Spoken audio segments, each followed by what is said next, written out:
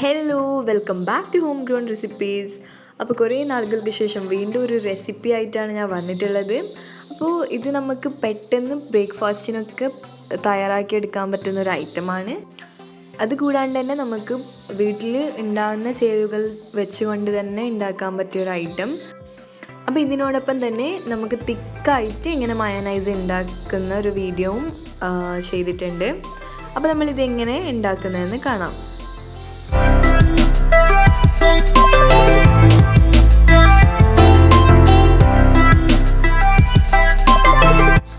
അപ്പോൾ ആദ്യം നമ്മളൊരു ബൗളിലേക്ക് 2 കപ്പ് മൈദപ്പൊടി ചേർക്കാം.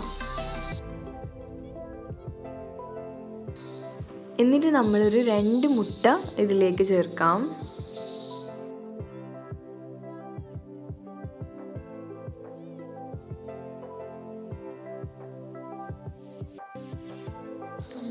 പിന്നെ ഒരു 1/2 ടീസ്പൂൺ പഞ്ചസാര ചേർത്തെടുക്കാം. പിന്നെ ഇതിലേക്ക് 1 ടീസ്പൂൺ ഈസ്റ്റ് ആഡ് ചെയ്യാം. പിന്നെ കുറച്ചൊരു 1/4 ടീസ്പൂൺ ഉപ്പ് ചേർത്തെടുക്കാം.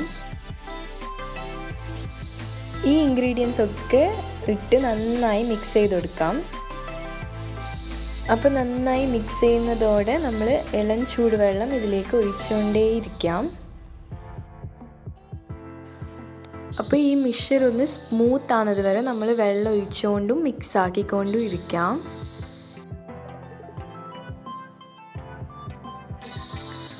അപ്പോൾ നന്നായി സ്മൂത്ത് ആവാനും പാടില്ല, നല്ലോണം ടൈറ്റ് ആവാൻ പാടില്ല. ഏകദേശം ഈ ഒരു കൺസിസ്റ്റൻസി വരെ നമ്മൾ മിക്സ് ചെയ്തുകൊണ്ടിരിക്കാം.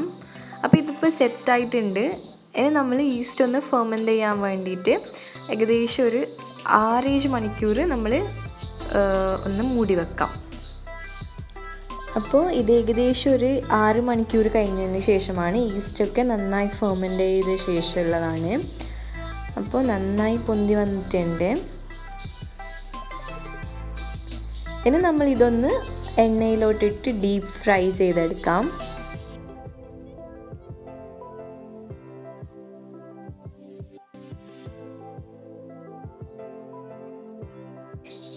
അപ്പോൾ എണ്ണ നന്നായി ചൂടായിട്ടുണ്ട്.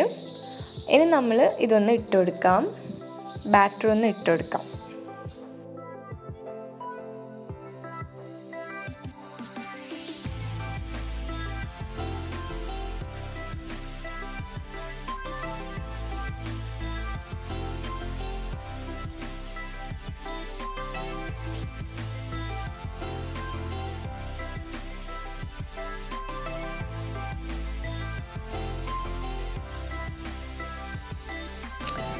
അപ്പം നന്നായി റൗണ്ട് ഷേപ്പ് ആയിട്ടുണ്ട്. ഏകദേശം ഇതൊരു ബ്രൗൺ കളർ ആകുന്നത് വരെ നമ്മൾ ഡീപ്പ് ഫ്രൈ ചെയ്തെടുക്കാം. അപ്പോൾ ഇതിൻ്റെ നിറം ഏകദേശം മാറി വന്നിട്ടുണ്ട്. നമ്മൾക്കിതിനെ എണ്ണയിൽ നിന്ന് എടുക്കാം. വേറൊരു പാത്രത്തിലേക്കോ പാനിലേക്കോ ഒന്ന് എണ്ണ ഊറ്റിയെടുക്കാം. ഇത്രയേ ഉള്ളൂ, സിമ്പിളായിട്ട് ചെയ്യാൻ പറ്റിയ ഒരു അപ്പമാണ്. അപ്പോൾ ഇവിടെ റെഡി ആയിട്ടുണ്ട്. അപ്പോൾ ഇത് നമ്മളൊന്ന് സെർവ് ചെയ്യാം. അപ്പോൾ ഇതിന് നല്ലൊരു കോമ്പിനേഷനാണ് മയോനൈസ്. അപ്പോൾ നമ്മളിത് മയോനൈസിൻ്റെ കൂടെയാണ് സെർവ് ചെയ്തത്. നമ്മൾ മയോനൈസ് എങ്ങനെ ഉണ്ടാക്കുന്നതെന്ന് കാണാം. ആദ്യം നമ്മൾ മിക്സിയിൽ ഒരു 3 അല്ലി വെളുത്തുള്ളിയും 2 മുട്ടയും ചേർത്തെടുക്കാം.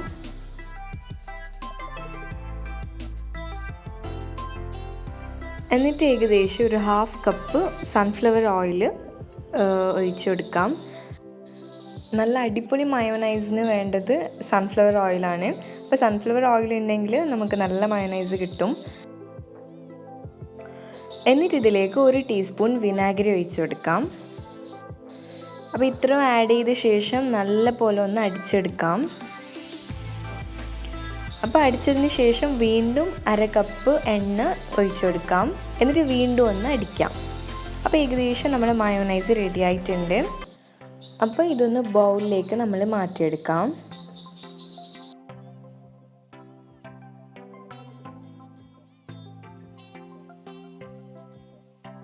അപ്പോൾ മൊത്തത്തിലായി മാറ്റിയതിന് ശേഷം നമ്മളിതിലേക്ക് ലേശം ഉപ്പ് ചേർത്ത് കൊടുക്കാം. അപ്പോൾ നമ്മളിവിടെ ചേർത്ത ഉപ്പ് കുറച്ച് കൂടിയിട്ടുണ്ട്. ഇത്ര ഇടേണ്ട ആവശ്യമില്ല, കുറച്ച് ഉപ്പ് ചേർത്താൽ മതി. അപ്പോൾ എല്ലാം കഴിഞ്ഞതിന് ശേഷം അവസാനം ഉപ്പ് ചേർത്തൊന്ന് മിക്സ് ചെയ്ത് കൊടുക്കാം.